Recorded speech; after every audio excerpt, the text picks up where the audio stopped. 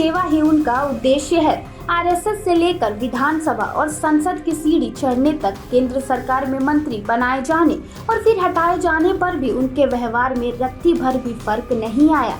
ये है ओडिशा के बालासोर लोकसभा संसदीय क्षेत्र से लगातार 2 बार के सांसद प्रताप चंद्र सारंगी। बचपन से ही आरएसएस और इसके विभिन्न संगठनों से जुड़े रहे प्रताप चंद्र सारंगी वर्ष 2019 में उस समय एकाएक राष्ट्रीय फलक पर चर्चा में आ गए थे, जब उन्हें प्रधानमंत्री मोदी के दूसरे कार्यकाल में राज्य मंत्री बनाया गया था।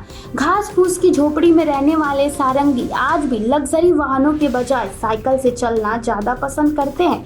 विधायक की पेंशन और सांसद के वेतन का ज्यादातर हिस्सा वह गरीब बच्चों की पढ़ाई और सामाजिक कार्यों में खर्च कर देते हैं। सारंगी अब फिर से चर्चा में है। बता दें कि बृहस्पतिवार को डॉक्टर भीमराव अंबेडकर को लेकर हो रहे प्रदर्शन में लोकसभा में नेता प्रतिपक्ष राहुल गांधी के साथ आए विपक्षी सांसदों से हुई धक्का मुक्की में उनके सिर में गंभीर चोटें आ गई।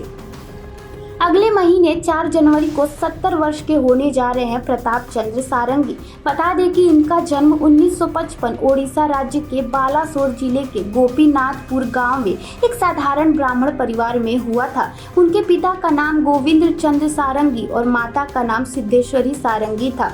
1975 में उत्कल विश्वविद्यालय से संबद्ध फकीर मोहन कॉलेज से बीए की डिग्री हासिल करने वाले सारंगी बचपन में ही समाज सेवा से जुड़ गए थे। वह राजनीति में आने से पहले नीलगिरी कॉलेज में हेड क्लर्क भी रहे थे। सारंगी कॉलेज की पढ़ाई पूरी करने के बाद नौकरी करने लग गए थे, लेकिन उन्होंने अविवाहित रहकर समाज सेवा के कार्य को प्राथमिकता दी। आरएसएस के पदाधिकारियों के साथ मिलकर उन्होंने एकल विद्यालय की स्थापना की।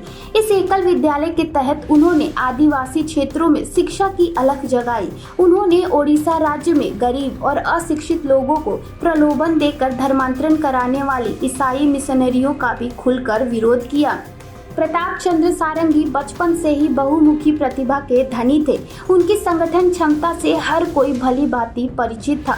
ओडिशा में भारतीय जनता पार्टी की जड़ें जमाने में सारंगी का अहम योगदान रहा है। बता दें कि वह विश्व हिंदू परिषद और बजरंग दल में भी विभिन्न पदों पर रहे हैं। वर्ष 2004 से 2014 तक नीलगिरी विधानसभा क्षेत्र में 2 बार भाजपा के विधायक चुने गए। 2014 में वह बालासोर लोकसभा क्षेत्र से पार्टी की टिकट पर चुनाव लड़े, लेकिन हार गए।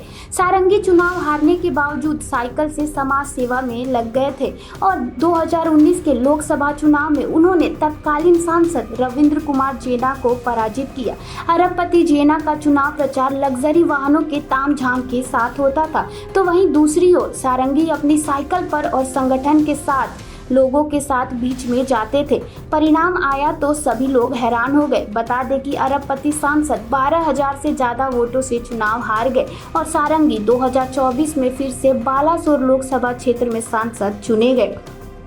ओडिशा के मोदी के नाम से मशहूर सारंगी को लोग प्यार से नाना कहकर बुलाते हैं। सारंगी ने बचपन में ही अपने लक्ष्य निर्धारित कर लिए थे।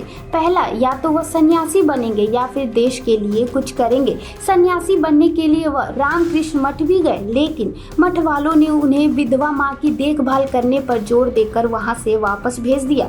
बच्चों की शिक्षा के साथ साथ वह गोरखा अभियान से भी जुड़ गए और किसानों के मुद्दे पर खुलकर अपनी बात रखते हैं। लोकसभा चुनाव 2024 के हलफनामे के अनुसार उनकी कुल संपत्ति करीब 49 लाख रुपए है और उनके ऊपर करीब 9 आपराधिक मामले भी दर्ज हैं। सारंगी जब पहली बार 2004 में विधानसभा चुनाव लड़ने जा रहे थे तो उनकी मां ने उनसे वादा किया था कि वह जीवन भर किसी से कभी भी कोई रिश्वत नहीं लेंगे और ना ही कभी झूठ बोलेंगे। स्वामी विवेकानंद को अपना आदर्श मानने वाले सारंगी को अपनी मातृभाषा उड़िया के अलावा अंग्रेजी, बांग्ला, संस्कृत और हिंदी अन्य भाषाओं का भी ज्ञान है। उन्होंने संसद में अपने पहले भाषण में ही हिंदी, संस्कृत, अंग्रेजी का इस्तेमाल कर खूब वाहवाही बटोरी थी।